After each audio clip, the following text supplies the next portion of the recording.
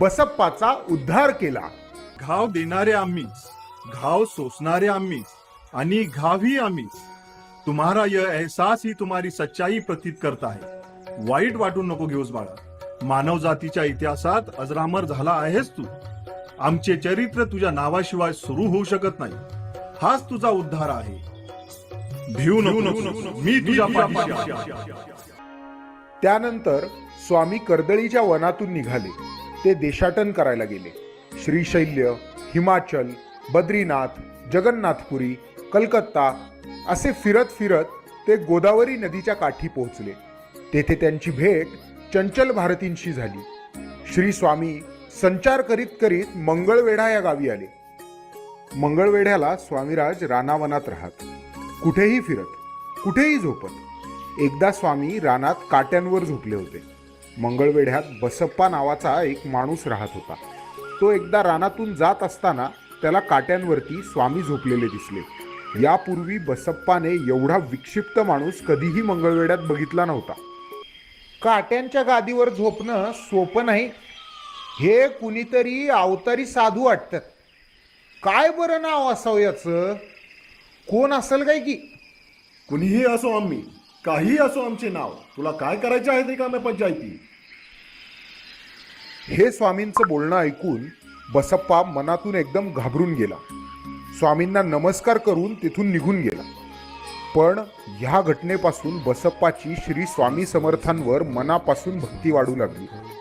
स्वामी जिथे जिथे जात तिथे तिथे जाऊन बसप्पा स्वामींचे दर्शन घेऊ लागला. स्वामींची सेवा करू लागला. बसप्पाची पत्नी मात्र त्याची ही भक्ती पाहून अस्वस्थ होत होती. घरात दारिद्र्य, मुलाबाळांना खायला नाही आणि तुम्ही फिरताय त्या येड्या साधूच्या माग. त्यापेक्षा काही कामधंदा करा, घरात 4 पैका आणा, संसार तरी सुखाचा होईल आपला. बसप्पाची पत्नी त्याला एवढं सगळं बोलून सुद्धा त्याची भक्ती अढळ राहिली. त्याची स्वामींवरची श्रद्धा ही दिवसेंदिवस वाढतच होती. एक दिवशी बसप्पा स्वामींच्या पायाशी बसला होता.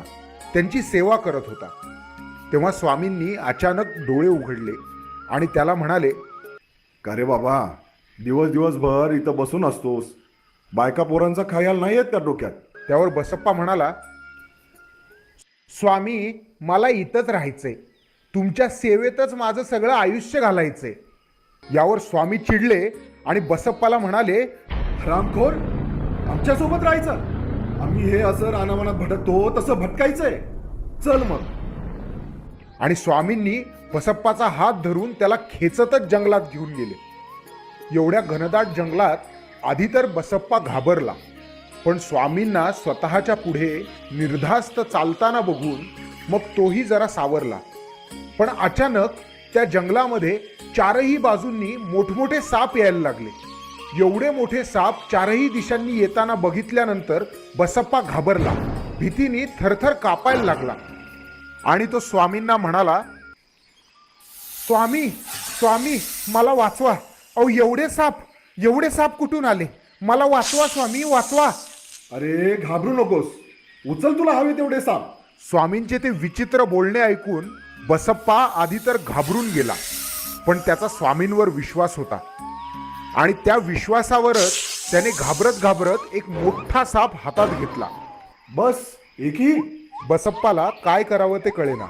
त्याने कसाबसा घाबरतच तो उचललेला साप आपल्या झोळीत टाकला आणि घराकडे धावतच सुटला.